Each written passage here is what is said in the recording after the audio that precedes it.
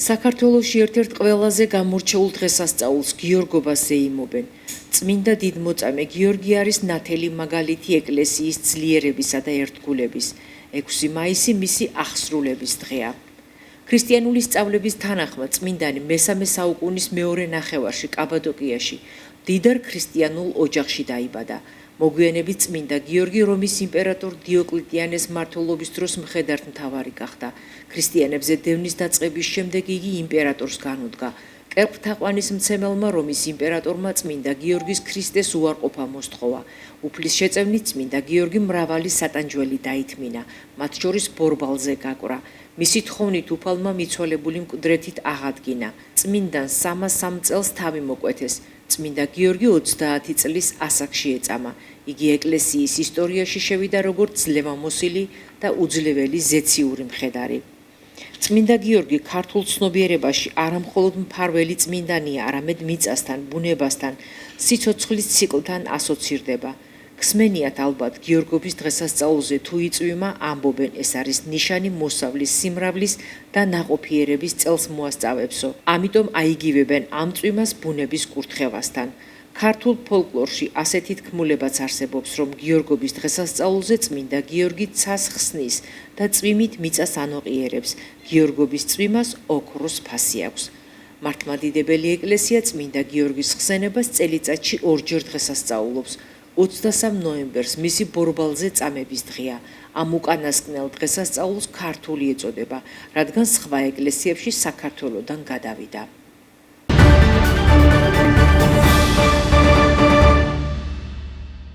რეფინანსირების განაკვეთი გაიზარდა. საქართველოს ეროვნული ბანკის მონეტარული პოლიტიკის კომიტეტმა 6 მაისის ხდომაზე მონეტარული პოლიტიკის განაკვეთი 0,25% პუნქტით გაზარდა. მონეტარული პოლიტიკის განაკვეთი 8,25% შეადგენს. მიმდინარე მაკროეკონომიკური ანალიზისა და არსებული რისკების განხილვის შედეგად ოპტიმალურად იქნა მიჩნეული პოლიტიკის განაკვეთის 0,25% პუნქტით ზრდა. აღნიშნული გადაწყვეტილება მიმართულია ინფლაციური მოლოდინების მიზნობრივ მაჩვენებელთან სტაბილურად შენარჩუნებისკენ. მონეტარული პოლიტიკის ზომიერი გამკაცრება თავის მხრივ ამცირებს მეორე რიგის ეფექტების რისკს და მიზნად ისახავს, რომ მიწოდების მხრიდან მოქმედი შოკის ამოწურვის შემდგომ ინფლაცია მიზნობრივ 3%-იან დონეს სწრაფად დაუბრუნდეს. წერია მონეტარული პოლიტიკის კომიტეტის გადაწყვეტილებაში. შემდეგი სხდომა 17 ივნისს გაიმართება. ჩვენს კონცენტრირდებით იმაზე, რომ უკეთ ვმართოთ ინფლაციური მოლოდინები. ეს მოლოდინები და ეს რისკები ნათელია მთელი მსოფლიოსთვის და მათ შორის საქართველოსთვის, რომელიც არის ნავთობის და ნავთობპროდუქტების იმპორტიორი ქვეყანა.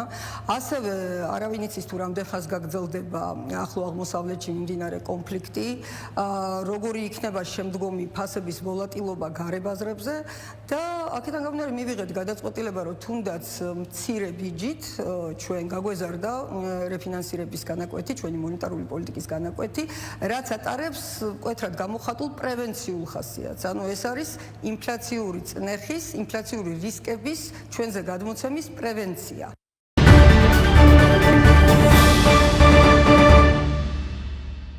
ეს იყო ის პანდემია, რომელიც მაშინ 2021 წელს 20 წლიდან დაიწყო ფაქტიურად და 21 წელს მივიღე გადაწყვეტილება, რომ დროებით, რა თქმა უნდა, დამეტოვებინა ჩემი საყვარელი საქმე, ჩემი საყვარელი ქალაქი, მშობელი, შვილი და წავსულიყავი ისრაელში, რომელიც ალბათ ყველას ოცნება იქ მოხვედრა, მაგრამ რა თქმა უნდა, შრომითი ხელშეკრულებით ვიყავი. 5 წლის მანძილზე, ზუსტად 5 წელი მქონდა მიზნად დასახული წავსულიყავი და მადლობა უფალს, რომ მოახერხე ამ 5 წელიწადში ჩემი მიზნის ასრულება და დაუბრუნდი მადლობა უფალს მშვიდობით. ყველა მიცით ალბათ რა მდგომარეობაც არის იქ, მაგრამ მადლობა უფალს დაუბრუნდი მშვიდობით.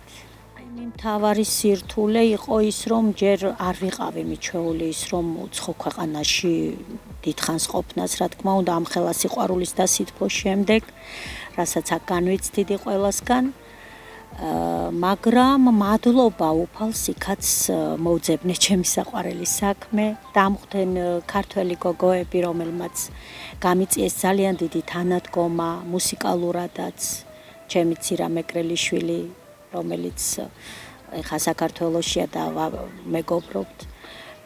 და რა თქმა უნდა იქ ქართული ანსამბლიც ქართველმა ებრაელებმა შემამჩნიეს და მიმიწვიეს თავის ანსამბლში საპოვნელა ერქვა სხვათა შორის ამ ანსამბლს. ძალიან ნიჭიერი ქალბატონი დიანა ბენიაშვილი არის ხელმძღვანელი ამ ანსამბლის წლებია და ჩემი ჩაწერილი ვიდეოებით, რომელსაც მე იქ ვაკეთებდი და ჩემ საქმეს ჩემთვის ვაგრძელებდი, შეამჩნიეს და მიმიწვიეს ამ ანსამბლში და საკმაოდ წარმატებულად ვიმოღვაწე ეს ამ 5 წლის მანძილზე რამოდენიმე კონცერტიც გავმართეთ ისრაელის სხვადასხვა ქალაქებში. იმ პირველ წელს, როცა მე აშკელონში ვიყავი, ღაზა სექტორიდან სულ რაღაც 20 კილომეტრში, ეს იყო ძალიან რთული პერიოდი ჩემთვის, 2 წელიწად-ნახევარი ვიყავი იმ ქალაქში, მაგრამ მადლობა უფალ შემდეგ მოხდა ისე, რომ გადმოვედი აჟდოდში, სხვა ქალაქში და შედარებით წყნარ სიტუაციაში გავაგრძელე მოღვაწეობა. ანსამბლში და სწორედ აჟდოდში მივედი, აჟდოდში ყოფნის პერიოდში და ეს ბოლო ომი კი იცით როგორი რთული ომი იყო მე ისედაც ვაპირებდი უკვე წამოსვლას მაგრამ უფრო დროში უფრო სწრაფად ამ ომის გამოც წამოვედი ჩემთვის რამხელა ემოცია იყო ჩემთვის საქართველოში დაბრუნება თან შარშან მშობულებითაც ვერ ჩამოვედი და ფაქტიურად 2 წელი რო გადამულად მომიწია იქ ყოფნამ და ვერ ჩამოვედი ეს იყო ჩემთვის ძალიან დიდი სიხარული არა მარტო ჩემიანების ნახვა, არამედ ქალაქში როცა გამოვედი და ყველასგან ვიქცენ ის დიდი სითბო და მონატრება და სიყვარული, რაც ნამდვილად მაკლდა, ეს იყო ჩემთვის ძალიან დიდი ბედნიერება და სიხარული და დღემდე განვიცდი ამას. ემიგრაციაში ვინც აპირებს წასვლას, მინდა უთხრა ერთი რამ, რომ ის ბედნიერება, რაც აქ არის, ემიგრაციაში არ არის.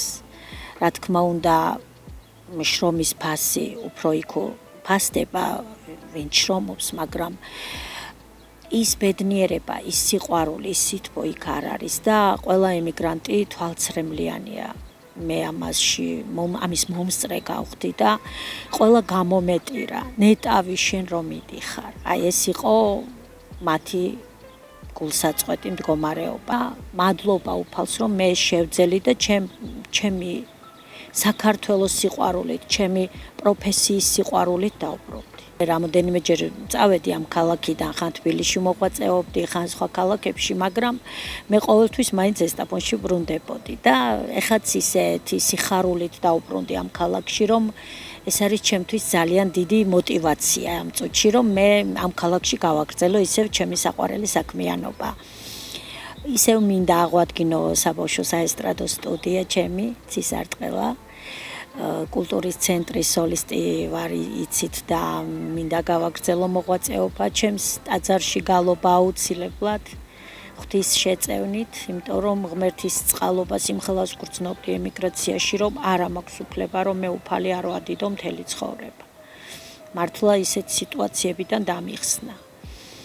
და რა ვიცი, ყველაფერში ჩავებმები, რაც საჭიროა. ჩემი ბენდი, ჩემი ბიჭებთან დავბრუნდი და ყველაფერ ახალ სიახლეებს გვპირდებით და ვცდილობ, რომ სიახლე შემოვიტანო დაბრუნების შემდეგ.